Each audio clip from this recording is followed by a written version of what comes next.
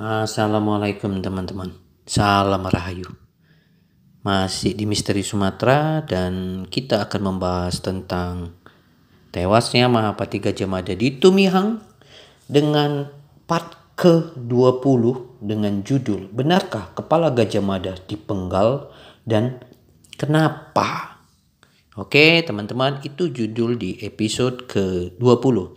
Tapi sebelumnya kami minta teman-teman nonton dulu di episode sebelumnya ya, supaya Anda nanti nggak sewot di sini atau kejang-kejang dengarnya gitu loh teman-teman. Kalau bisa Anda nonton lagi dari 1 sampai 19 supaya Anda mengerti. Jangan nanti Anda tidak terima begitu kisah tewasnya Mahapati Gajah Mada di Tumihang ini sampai kepala dipenggal, Anda sewot gitu ya. Oke ya teman-teman. Karena kisah itu ada dan kalau Anda checking di Google pun ada. Cuman kami ingin menyempurnakan lagi dari tambahan dari penggabungan dari cerita rakyat. Oke ya teman-teman, itu yang perlu kami sampaikan di awal. Tolong ikuti dulu dari seri 1 sampai 19. Ingat ini teman-teman, ini udah seri 20. Kami berkali-kali kami sampaikan. Apa yang kami sampaikan ini bukan membuat buku, tapi hasil observasi dan penelitian selama 9 tahun. 9 tahun ya, 2016 sampai 2004. Dan kami dari berkali-kali kami bilang di video bahwa kami ini tidak punya niat untuk menceritakan ini. Nah, ini sebuah rahasia lah negara, karena semuanya kan dibiayai negara ini semua. Penelitian dan observasi dari tim Misteri Sumatera bekerja sama dengan Balai Arkeologi, Ikatan Arkeologi, Balai Pelestarian Cagar Budaya Aceh. Jadi ini dirangkum semua ya teman-teman ya. Ini kita belum masuk ke sisi penelitian loh. Ini masih cerita rakyat dulu kami susun sampai nanti baru ke penelitiannya. Jadi tolong diikuti ya teman-teman. Supaya Anda jangan salah persepsi. Dan di video ini juga kami ingin menunjukkan sebuah buku dari Muhammad Yamin yang terbitnya mungkin tahun 60-an. Ini ejaannya masih ejaan lama banget. Kami mendapatkannya aja sulit kali. Sampul bukunya ini dia menggambarkan kepala Gajah Mada. Yang hasil dilihat dia dari sebuah terakota di Museum Trowulan lah. Sekarang Trowulan ya. Dulu Museum Mojopahit di Mojokerto. Nah ini sebenarnya teman-teman. Namun waktu itu dia pun banyak dikritik. Nggak mungkin lah Gajah Mada seperti itu. Nggak mungkin lah, itu kan hanya sebuah celengan. Tidak, salah-salah. Kami sangat mendukung video ini. Sangat mendukung apa yang dibuat Muhammad Yamin. Oke, karena kami kan sudah observasi sampai 9 tahun di Tumihang, Aceh Tumihang sekarang. Dan kami bisa mengerti kenapa ini bisa ada di Museum Trowulan.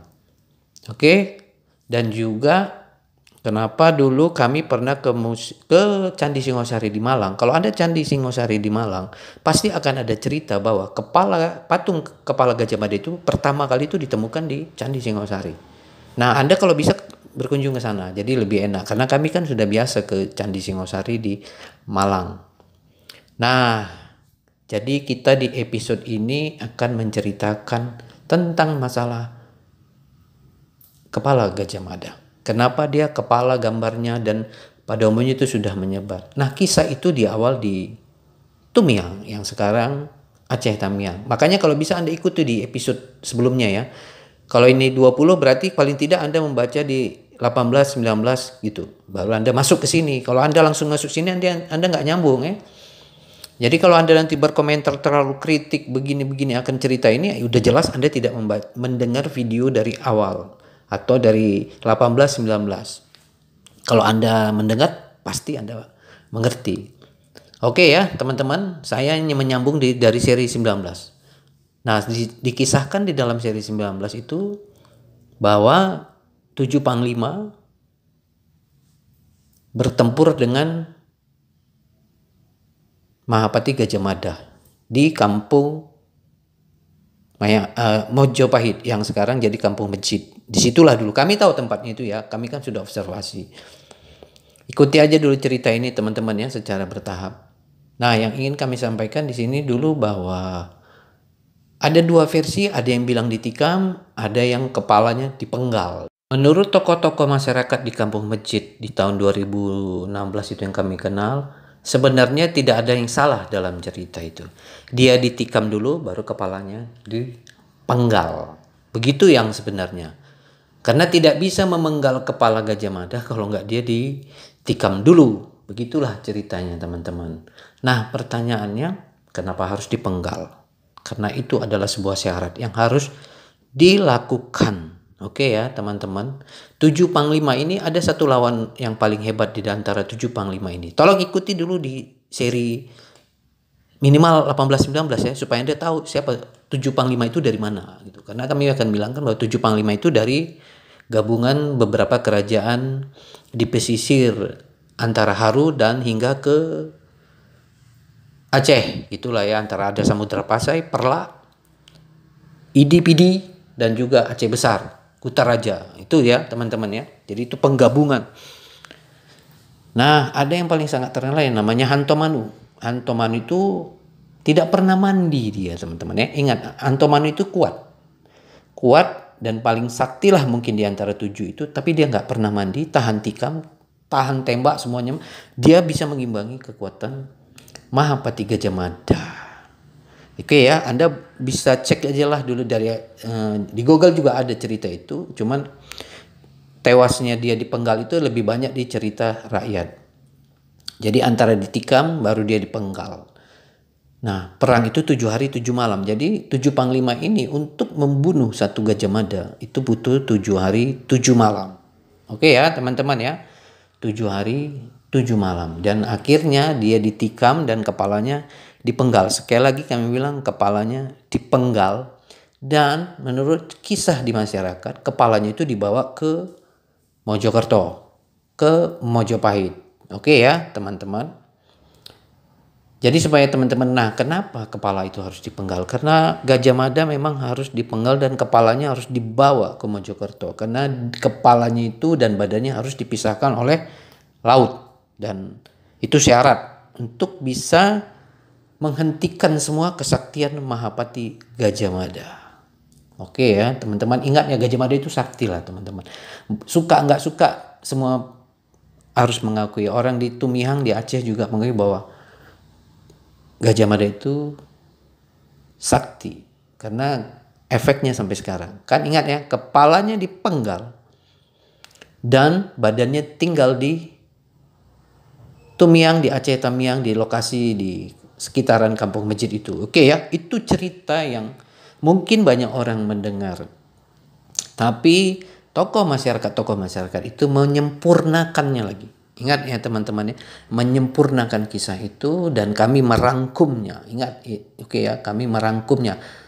Ingat ya teman-teman, belum ada sebuah catatan arkeologi, penelitian, sejarah apapun tentang tewas mati Gajah Mada selama ini. Ingat, tolong baca seri kami di berikut bahwa selama ini ada konflik di sana. Hanya kami yang pernah mulai masuk 2016-2017. Itu pun kami diawasi oleh Polsek dan mantan anggota Gerakan Aceh Merdeka. Mereka ikut terlibat loh dalam penelitian. Bahkan kami berjalan pun ikut dia mereka. Memang kami harus bawa dua-dua. Harus itu pengawasan. Jadi memang belum pernah ada. Mungkin kisah ini akan menjadi penuntun ke depan. Oke ya teman-teman. Jadi kami ceritakan itu dulu. Supaya Anda jangan berkomentar.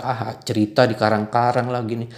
Biarpun Anda menganggap itu di karang, kalau Anda nggak terjun langsung, nggak akan gampang seperti kami menceritakan seperti ini teman-teman. 9 tahun teman-teman. Oke ya teman-teman harus ingat itu. Kita lanjut. Kenapa kepala Gajah Mada itu harus dibelah, dipancung? Pertama dia harus melewati laut. Itu kesaktian. Gajah Mada sakti. Sakti mandraguna. Kekuatannya hebat. Bahkan bisa kami menduga dia memiliki ilmu dari Bhairawa Tantra Kalacakra sama yang dimiliki Kertanegara dan Aditya Warman. Karena nggak ada manusia sesakti itu kalau dia nggak menggunakan Bhairawa Tantra. Nggak ada. Itu adalah sebuah sekte Hindu dan Buddha yang sangat sakti. Tapi tumbalnya luar biasa. Oke ya teman-teman. Tolong baca juga di episode kami yang selanjutnya. Bagaimana akhirnya kami berhubungan dengan para bisu untuk mengetahui Bhairawa Tantra yang dimiliki oleh Mahapati Gajah Mada. Ingat, Mahapati Gajah Mada itu beragama Hindu dan Buddha. Jangan Anda menilainya, nggak mungkin, nggak mungkin. Anda bukan beragama Hindu dan Buddha, Anda nggak ngerti sekte Bhairava Tantra. Kalau agama Anda Islam ataupun Kristen, jelas Anda nggak akan memahami, nggak bisa dong seperti itu, ya kan? Sedangkan zaman sekarang aja banyak orang yang sudah beragama aja masih pakai ilmu kebal, ilmu kebatinan. Jadi jangan terlalu munafik soal seperti itu ya, dan jangan nilai tewasnya Mahapati Gajah Mada ini dari sudut pandang agama Anda. Ya, nggak bisa. Mahapati Gajah Mada punya ilmu sakti dari Bhairava Tantra Kalacakra, diduga. Makanya Anda tolong ikuti seri pertama kami sampai seri 19. Karena nanti kalau Anda di episode ini Anda nggak ngerti cerita tentang Bhairava Tantra. Itu ya, ikuti. Kalau Anda berkomentar negatif di episode ini, jelas Anda nggak mengikuti dari awal terus berkomentar. Gitu, oke ya. Kami pasti nanti membalasnya, Anda nggak nonton sampai habis. Ini kisah penelitian yang divideokan, bukan catatan buku, bukan. Mungkin next time akan ada tercipta sebuah buku dari observasi ini selama 9 tahun. Oke ya teman-teman ya, itulah kenapa kepala Gajah Mada itu harus dibawa ke Mojokerto. Karena dia harus dipisahkan. Akhirnya dalam kisah itu kan, waktu masyarakat tewasnya Mahapati Gajah Mada itu kepala kan diantar ke pasukan Majapahit yang ada kemungkinan di Serue sana. Oke ya, tolong Anda jangan menilai kalau Anda tidak mengetahui lokasinya.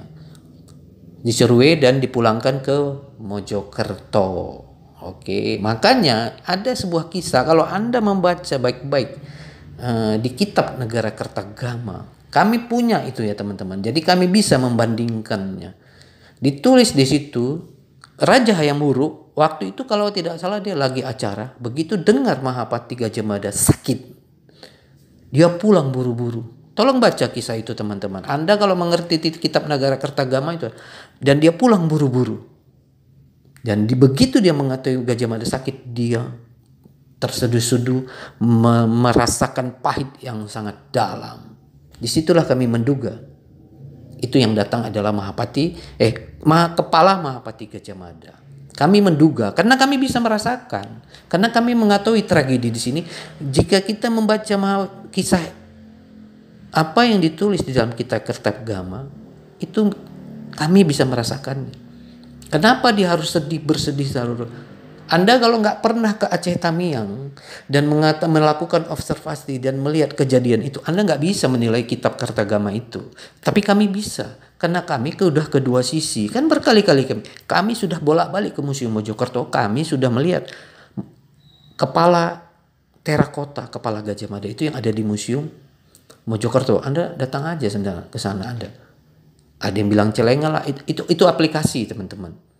Jadi begini ya, kenapa di sana itu ada terakota? Zaman dulu nggak ada lukisan. Diduga kepala itu begitu sampai langsung dipahat teman-teman. Dipahat di dalam sebuah batu andesit ataupun terakota. Terakota itu kan batu merah yang dibentuk dan digambarkan. Oke ya teman-teman ya, dibentuklah dia itu seperti itu. Makanya nampaklah akhirnya bentuk kepala itu teman-teman. Jadi kalau Anda lihat di buku Muhammad Nyiapin kepala dan di kisah tentang di Museum Mojokerto ada berbentuk celengan ataupun apapun berbentuk kepala, percayalah kisah itu tidak bohong. Nggak mungkin itu asal dibuat. Kan kami bilang tidak mungkin, di dalam sejarah tidak ada yang namanya kebetulan teman-teman. Tidak ada teman-teman. Kami bisa merasakan kesedihan Hayam Wuruk. Kalau Anda baca itu kesedihannya beda. Kalau hanya sakit biasa aja nggak akan seperti itu. Ibundanya aja meninggal dia nggak akan cerita seluka itu. Karena dia tahu, kami mengetahuinya. Karena kami observasi 9 tahun membaca kitab Kertagama dan kami melihat loh ke Museum Mojokerto itu. Di video kami ini kalau Anda scroll ke bawah, ada video kami berkunjung ke Museum Mojokerto berkali-kali. Dalam 9 tahun tuh minimal setahun sekali loh. Oke ya, teman-teman harus bisa memahami ini juga. Kalau ini hanya karang-karang, nggak bisa. Emangnya karang gampang. Oke, kami bisa merasakan apa yang dirasakan Raja Hayam Wuruk. Terseduh. Cobalah baca. Pedihnya luar biasa. Hati Hayam Wuruk itu pedih. Bayangkan dalam suatu acara dia pulang tergesa-gesa. Yang dilihatnya, kami menduga dilihatnya kepala dan ditulis di situ sakit. Nggak mungkin lah di dalam kitab Kertagama kepalanya datang, kepalanya berdarah. Nggak mungkin itu. Kita bisa menduga itu memang kepala yang datang. Sakit, ya memang sakit lah. Sakit di kepala itu sakit di penggal, teman-teman. Itulah kalimat secara rangkumnya.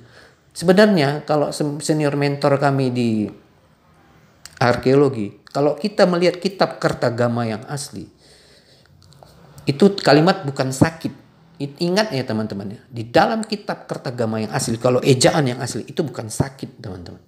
Bukan, itu sakit bahasa Indonesia. Kalau secara luas itu bukan sakit tulisannya. Seperti luka lah, begitu loh teman-teman. Itu kalau Anda mau kitab negara Kertagama yang asli, tolong Anda datang ke Museum Nasional di Indonesia di Jakarta, itu lagi dipajang, tapi itu nggak boleh dipoto loh. Bayangkan, melihat kitab Kertagama yang asli di Museum Nasional, Anda nggak boleh bawa HP dan nggak boleh bawa foto. Tak boleh difoto. Nah, itu saking sakralnya loh. Karena situ rahasia banyak yang di ejaannya itu sudah banyak dirubah. Itu yang kami gambarkan ya teman-teman ya. Jadi teman-teman harus bisa melihat ini secara luas, sudut pandang. Nah, itu yang kami lihat ya. Kita balik ke Hantomano. Kita balik ke Tumihang. Kita kembali lagi ke kenapa kepala itu dipenggal. Itu adalah untuk mematikan kesaktian Mahapati Gajah Mada. Kepalanya harus dibawa harus melewati laut. Itu syarat salah satu untuk menghentikan salah satu kekuatan Mahapati Gajah Mada. Ingat ya, diduga Mahapati Gajah Mada itu menggunakan Bhairawa Tantra Kalacakra. Oke, karena itu yang ada di Majapahit. Biarpun tidak semua. Jadi ada namanya sekte agama kan. Di kerajaan Majapahit itu Hindu, Buddha kan bermacam-macam sekte gitu. Aditya Warman menggunakan Bhairawa Tantra Kalacakra. Itu sebuah sekte Hindu Buddha yang menghimpun kekuatan dengan menggunakan darah manusia, makan daging manusia. Oke, tolong jangan menganggap bahwa Mahapati Gajah Mada ini suci. Maaf ya. Tolong jangan Anda nilai seperti itu. Maaf, dia agama Hindu dan Buddha. Pola seperti itu nggak salah. Jangan Anda sudut pandang. Terus Anda, nggak mungkin lah. Terus Anda nilai dari agama Anda. Ya nggak cocok dong. Nggak bisa seperti itu kan. Anda menganggap nggak mungkin Gajah Mada makan darah dan daging. Karena kau nilai dari agama kau. Udah jelas kalau kau menilai itu dari agama kau. Pasti kau ngomongin seperti itu, dia suci gitu. Kau bawa agamamu. Padahal di dalam sekte agama Hindu, Bhairawa Tantra, makan darah manusia, makan daging manusia, minum darah manusia, itu hal yang wajib, benar. Suci. Bayangkan di dalam sekte Bhairawa Tantra, makan daging manusia, minum darah, pesta seks, itu suci. Terus kau nilai pakai agamamu. Itulah banyak kesalahan orang yang gak bisa menerima tewasnya Mahapati Gajah Mada. Kau bukan Hindu dan Buddha, kau nilai. Itulah kesalahan paling sering teman-teman. Betul? Kami aja kadang-kadang gak terima. Tapi karena kan kami bilang di kisah berikut bahwa dia mempunyai kekuatan Bhairawa Tantra kalau cara gak ada manusia sesakti Mahapati Gajah Mada tidak menggunakan Bhairawa Tantra. Jangan kau hitung, nggak mungkin lah, dia kan suci, dia kan baik. Kadang-kadang kita kemudian kau nilai dia pakai agamamu. Itulah kesalahan paling banyak kita mengikut. Padahal dia Hindu Buddha, makan daging pakai darah itu si sekte Bhairawa Tantra itu suci. Pesta seks itu di dalam sekte Bhairawa Tantra itu suci. Kau pakai agamamu, di situlah yang banyak kopak kape akhirnya cerita itu ya kan teman-teman. Iya. Jangan kau nilai dari pandang dari agama kita. Apapun agamamu. Apalagi kalau Anda menilai Gajah Mada itu dari agama Anda Islam ataupun Kristen. Nggak mungkin lah Gajah Mada suci. Menurut agamamu, kau nilai dia dari agamamu suci. Padahal di dalam sekte Bhairawa Tantra Kalacakra itu makan darah manusia suci. Biar kalian tahu, suci. Makanya jangan sudut pandangnya jangan dilihat dari pakai agamaan.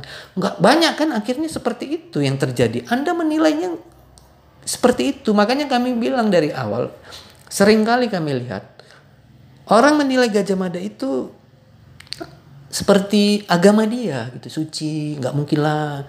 Dia kan alim. Kau Kau nilai dia dari agamamu. 1000 kali kami ulang-ulang ini. Karena itulah yang terjadi, teman-teman. Enggak. Oke. Ingat ya, di Majapahit 3 orang yang mempunyai, yang paling kuat sebenarnya. Kertanegara, Raja Singasari, itu kuat karena Bhairawa Tantra. Dan Aditya Warman dan juga Gajah Mada. Kemungkinan Patinala juga. Bhairawa Tantra Kalacakra banyak digunakan oleh pasukan para jenderal-jenderal di kerajaan Majapahit. Anda bisa ngelihat tuh peninggalan-peninggalan mereka itu ada di Kalimantan. Oke, itu banyak peninggalan mereka di Kalimantan. Karena mantra-mantra, kalau Anda mempelajari Bhairawa Tantra dan peninggalannya di Pulau Kalimantan, diduga itu dibawa dari kerajaan Majapahit. Oke, teman-teman ya, kita kembali lagi ke cerita dipenggalnya kepala Gajah Mada di Tumihang. Itu satu syarat ya teman-teman. Syarat untuk menghentikan sebahagian kekuatan dari kesaktian Mahapati Gajah Mada. Itu salah satu, makanya begitu dia punya kelemahan, Hantomanu langsung memenggal. Kan Hantomanu yang memenggal kepala Gajah Mada itu. Oke teman-teman. Jadi mengerti ya dulu. Ini masih panjang nih cerita. Jadi tolong didengarkan dulu baik-baik. Oke ya teman-teman. Lalu apa yang terjadi? Itu bukan hanya sekedar memenggal kepala teman-teman. Tapi sebuah syarat untuk menghancurkan ilmu kesaktian Mahapati Gajah Mada. Banyak orang yang bilang bahwa Mahapati Gajah Mada menggunakan ilmu rawa ronte.